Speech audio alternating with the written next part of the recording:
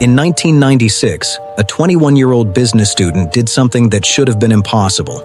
He read the fine print on a soda promotion, ran the numbers, and found a technically legal way to buy a military fighter jet for less than the price of a house. Pepsi's response was simple, obviously a joke. His response was simpler: read your own rules. What started as a punchline in a 30-second commercial turned into 3 years of federal litigation, 2 separate lawsuits in 2 different states, and a legal battle that stretched on far longer than the joke was ever worth. This is the story of the ad Pepsi couldn't afford to have meant what it said, and the one kid who made them prove it in court.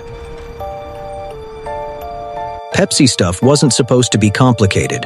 Drink Pepsi, collect points, trade them for merchandise, t-shirts, sunglasses, leather jackets, the usual loyalty program lineup.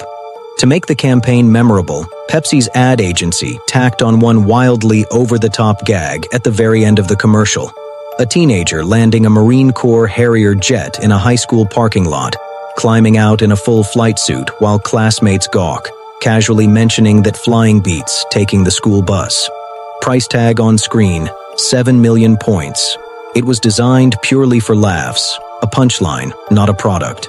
Nobody at Pepsi, or at the agency that made the ad, thought anyone would take it literally. But one detail, tucked into the fine print of the very same promotion, was quietly building toward turning that joke into a legal problem nobody had planned for. Here's the detail that mattered. Pepsi's own order form included a rule for people who were short on points. If you didn't have enough, you could simply buy the rest at 10 cents per point. Run the math on 7 million points at 10 cents each, and you land on $700,000. For an aircraft, the US military itself valued at roughly $23 million. John Leonard, the college student who noticed this, wasn't confused about that gap. He knew perfectly well the jet was worth more than 30 times what Pepsi was technically asking for it. But here's the legal wrinkle that made this more than a punchline gone wrong. The commercial named one specific item, attached one specific price, and pointed viewers to one specific method of payment. In contract law, that kind of specificity is exactly the ingredient that can turn a throwaway advertisement into something a court might actually treat as a real offer. Vague hype is protected. Specific numbers attached to specific products are a different animal entirely. This is where the story stops being a curiosity and starts becoming a genuine threat to Pepsi's legal footing. Because Leonard didn't just muse about the jet, he acted like a man closing a real transaction. He brought in investors, 5 of them, pooling money the way you'd fund a small business, not chase down a punchline from a soda commercial. $700,000 in 1996 was more money than the average American worker would earn across an entire decade and a half on the job. Leonard also did something that would matter enormously later. He put his reasoning in writing.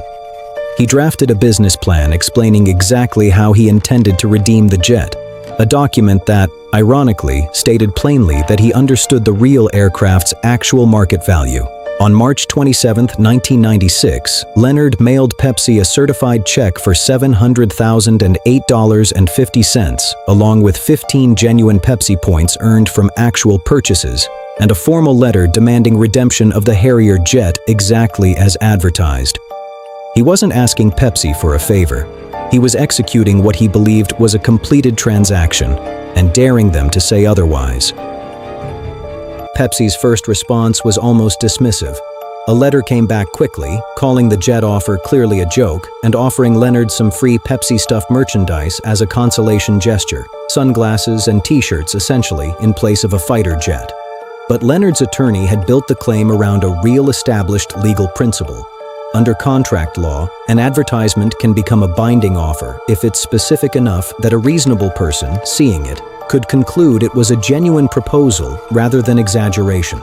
That legal reality put Pepsi in an oddly difficult spot. To win, they didn't just need to argue that Leonard was being unreasonable.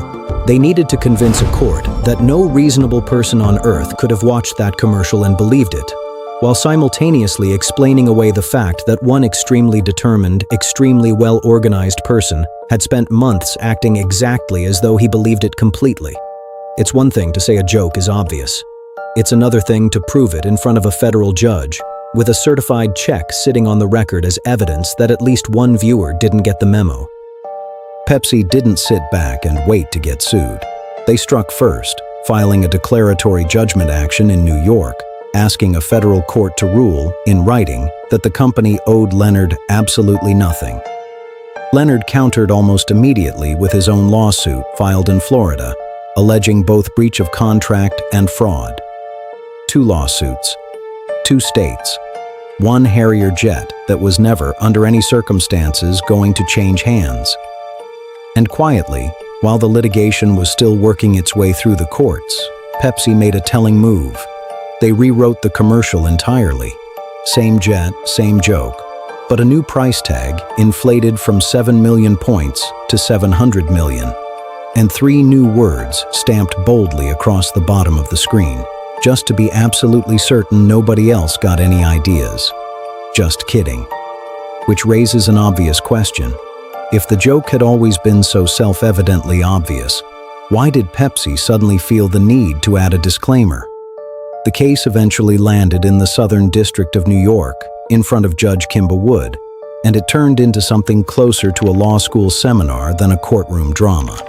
At the heart of the case sat a legal doctrine called puffery, the idea that outrageous, obviously exaggerated claims in advertising, the world's best coffee, a teenager casually landing a fighter jet in a school parking lot, aren't meant to be taken as literal, binding promises.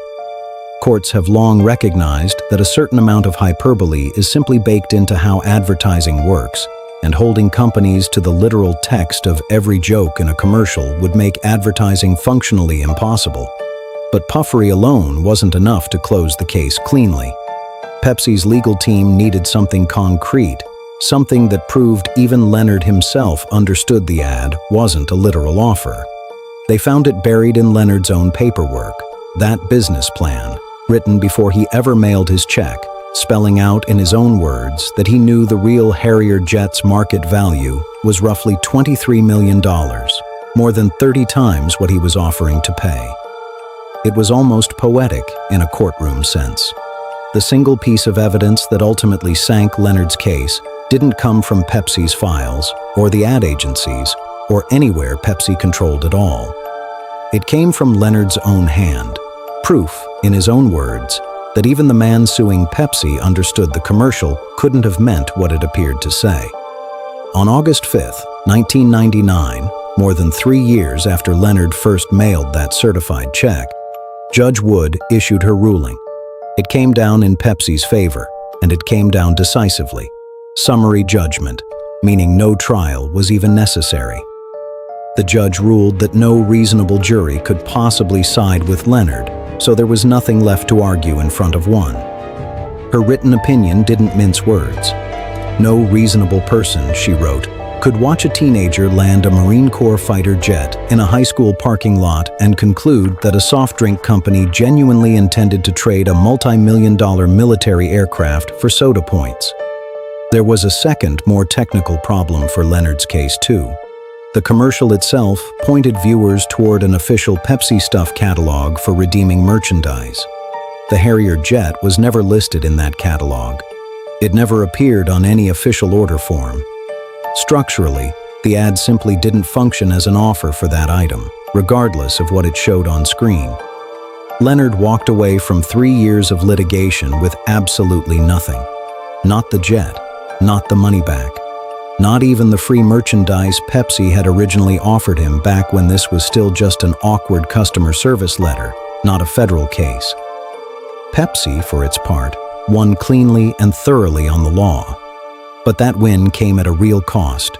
3 years of litigation, 2 separate courtrooms in 2 states, legal teams working the case on both coasts, all stemming from a 30-second joke that was only ever supposed to help sell more soda.